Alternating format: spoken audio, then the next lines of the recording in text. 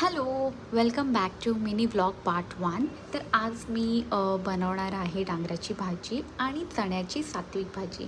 तर आता डांगराच्या भाजीसाठी मी इकडे कट करत होती डांगर, जो की खूप कडक होता. Oh my God. ओके, तर मी सालासकट हा डांगर घेतला आहे, जो की मी पाण्यात भिजवला आहे. एका साईडला मी छानसं क्लीन करून घेते माझा कट्टा. त्यानंतर मी तयारी करत होती चण्याच्या भाजीसाठी. जिकडे मी घेतलं होतं टॅमॅटो, त्याला मी छानसं चॉप करून घेतलं एकदम रफली.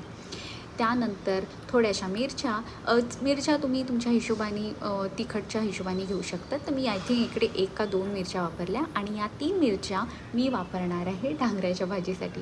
कारण की मी डांगराच्या भाजीमध्ये कोणत्याही प्रकारचा मसाला नाही टाकणार आहे, हळद सोडून. त्यानंतर थोडीशी कोथिंबीर, जी मी रफली चॉप करून घेतली होती ग्राइंड करायला, आणि थोडीशी बाजूला ठेवली होती गार्निशिंगसाठी. तर या मिक्सरमध्ये ब्लेंड करा तुमच्या तिन्ही गोष्टी. ओलं खोबरंसुद्धा ऑप्शनल आहे, पण मी इकडं ओलं खोबरं वापरलं कारण की मला छानशी थिक ग्रेव्ही हवी होती.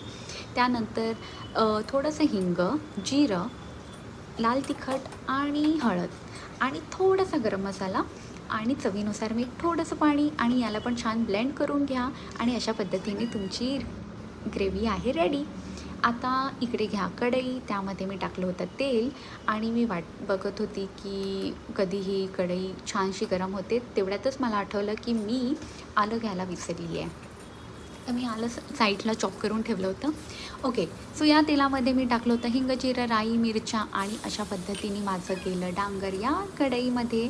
याच्यावरती थोडीशी हळद, थोडंसं मीठ, चवीनुसार अगदी साखर, आणि मस्त याला छानसं 2 वाफेवरती शिजून घ्या. आणि नेक्स्ट व्लॉगमध्ये तुम्हाला मी दाखवेल की डांगराची भाजी कशी झाली होती.